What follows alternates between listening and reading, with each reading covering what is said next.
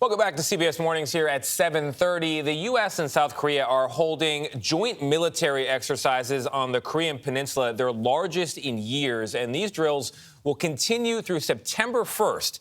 They follow a record number of missiles fired in international waters by North Korea this year. And our partners at the BBC were given rare access at this time to a joint control center for the U.S. and South Korean militaries. So here's Gene McKenzie with more from Seoul.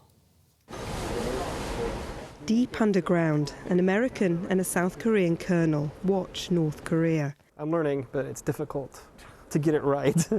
In this classified bunker outside Seoul, the two militaries work together to defend against a North Korean attack. This is the only place in Korea where US forces and South Korean forces sit side by side, and using all this information, they can detect almost immediately if North Korea launches a weapon. Between his great English and my terrible Korean, we can usually muddle through a lot of different things and get to a decision quickly. The threat from North Korea is increasing. Its missiles are becoming more dangerous, its rhetoric more fiery.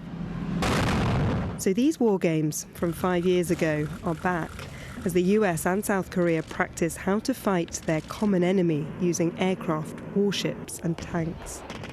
I can't do it in a classroom. I can't do it on a chalkboard. I have to give them the most intense environment that we can create, and this is that environment. Sticking out here, this is our gun barrel. Fighter pilot Captain Abby Walters will train from the sky.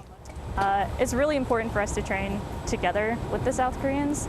The communication flow is much better in the air if you've practiced it multiple times, so it can go quicker, which helps us get more effects down and just be more efficient and deadly in our job. North Korea sees these drills as a rehearsal for an invasion. There is concern it could retaliate. In this recent speech, Kim Jong-un warned they could end in war.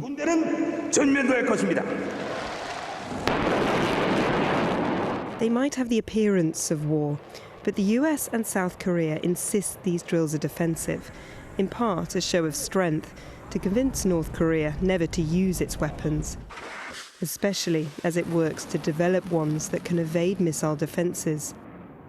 So it's your first time at Osan? Lieutenant General Scott Plius is the deputy head of the US Forces Korea. I have absolutely no worries whatsoever that North Korean missiles have a way of defeating our capabilities here on the peninsula. But they are making progress. And so are we.